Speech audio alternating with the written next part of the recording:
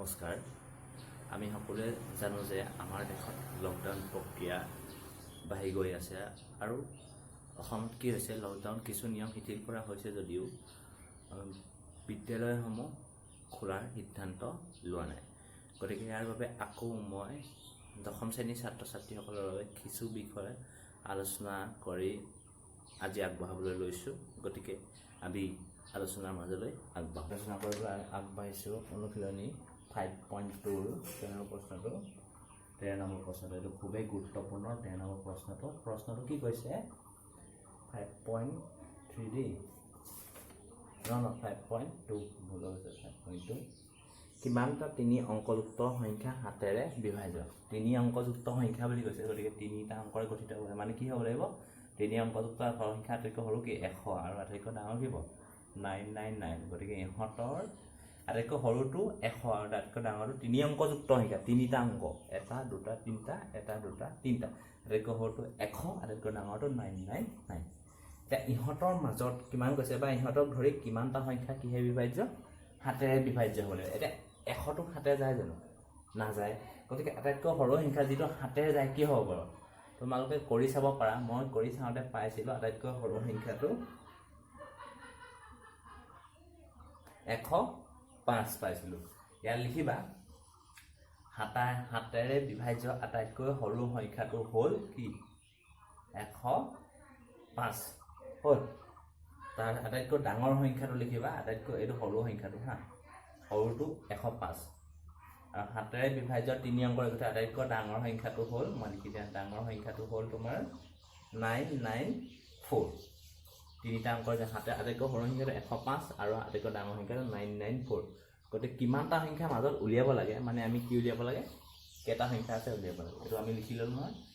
7ৰে বিভাজ্য 3টা অংকৰ আটাইতকৈ সৰু সংখ্যাটো এইটো আৰু ডাঙৰ সংখ্যাটো এইটো। এতিয়া তাৰ পিছত আৰু এটা উলিয়াব লাগিব, 105ৰ পিছত আৰু এটা, কিয় আমাক ডিটো লাগিব। এতিয়া এতেকে এপিটো লিখিব পাৰা, AP2 হ'ল বা সমান্তৰ প্ৰগতিটো হ'ল কি হ'ব 105। 105ৰ পিছত তোমালোকে কৰি চালে গম পাবা 112 যায়, তাৰপিছত 119 যায়। আৰু কৰিব নালাগে আৰু 3টামান কৰিলে হ'ব, একদম লাষ্টত উলিয়ালে হয়। লাষ্টত কিমান পালোঁ 994। এইটো এপি গঠন হ'ল। প্ৰথমটো, ছেকেণ্ড আৰু থাৰ্ডটো উলিয়ালোঁ বা ছেকেণ্ডটো উলিয়ালেও হয়। এটাকে কি হ'ব, এ মান কিমান হ'ব 105। এতিয়া বি মানটো উলিয়াবলৈ ছেকেণ্ডটো উলিয়াব লাগে, কাৰণ ছেকেণ্ডৰ পৰা বি কৰে যে 112 মাইনাছ 105 কিমান হ'ব বাৰু 7 হ'ব। হ'ল।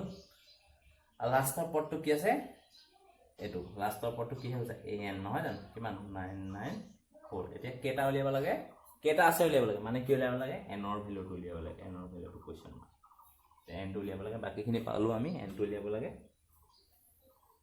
মই লৈছোঁ এটাকে আমি কি জানো, n equal to a plus n minus 1 b। এনটো বহাই দিলোঁ কিমান 994। এই মান কিমান আছিলে 105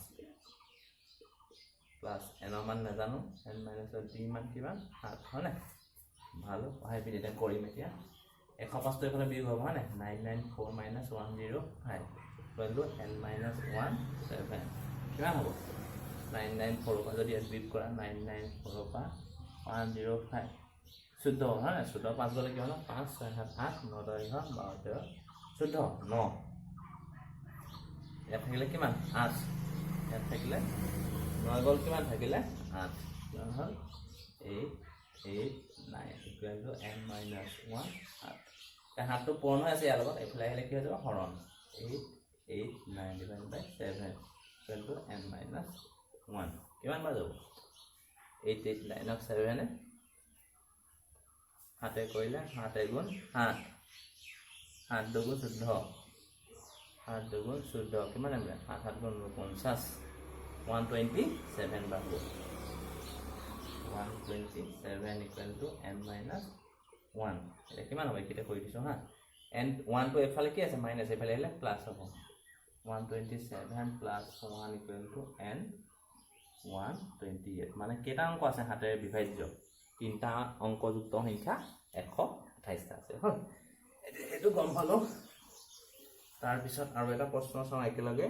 14 নম্বৰ প্ৰশ্নটো কি কৈছে, 10 আৰু 250ৰ মাজৰ 4 গুণিতক কিমান আছে কাৰ মাজত 10 আৰু 250ৰ মাজত 4 গুণিতক দিছে হয়নে এটা 10 আৰু 250ৰ 4 গুণিতক কি হ'ব 10ৰ পিছত 11 পাই আহিব কিন্তু 11ক 4 যায় না যায় গতিকে কি হ'ব এনাই লিখিম 10 আৰু 250ৰ মাজৰ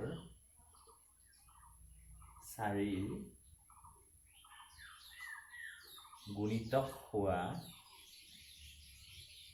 সংখ্যাবোৰ হ'ল কি হ'ব প্ৰথমটো 10 আৰু 250 11 নহয় 12 তাৰপিছত 16 তাৰপিছত 20 হয় নাই লাষ্টটো একেবাৰে কিমান হ'ব 250টো নহয় তাৰ আগৰটো কি হ'ব 250ৰ মাজৰ বুলি কৈছে হয় নাই কি হ'ব 249ক যাব জানো 4 নাযায় 247ক যাব জানো নাযায় হয় নাই 248ক যাব নাই 248ক যাব 248ক যাব 249ক যাব জানো নাযায় 248 লাষ্টতে কিমান হ'ব 248 4 7 24 4 7 8 249ক নাযায় ন গতিকে এটাকে কি হ'ব a কিমান 12 b কিমান 16 minus 12 কিমান হ'ল 4 তাৰপিছত আৰু an কিমান লাষ্টটো একে এটো 248 খিনি পাই গ'লে আমি বহাই দিব পাৰিম এতিয়া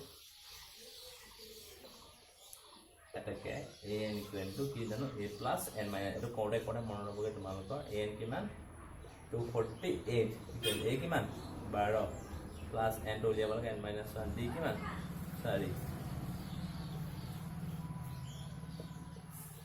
248 12 এফালে মাইনাছ হ'ব ইকুৱেল টু n মাইনাছ 1 4 গতিকে এইটো 248 মাইনাছ 12 কিমান হ'ব 8 2 গ'ল থাকে 6 4 গ'ল থাকে 3 236 equal to n minus 1 into 4 4 কোণ আছে এপ্লাই ফাউন হৈ যাব 236 divided by 4 equal to n minus 1 এটা 4 কেবা যাব 4 যাব তোমাৰ 4 5 গুণ 20 3 না মিলে 4 5 গুণ 20 4 গুণ 24 4 গুণ 36 59 চলো 59 to n minus 1 1 to এফালে আহিব 59 plus 1 equal to n 50 equal to n মানে কেটা সংখ্যা আছে 10 আৰু 250 মানৰ 4 গুণিতক কেটা আছে 50টা আছে গতিকে বাকিখিনি তোমালোকে কৰি চাবা এই দুটা বহুত ইম্পৰ্টেন্ট গতিকে মই আগবঢ়ালো তোমালোকৰ মাজলৈ আজিলৈ ধন্যবাদ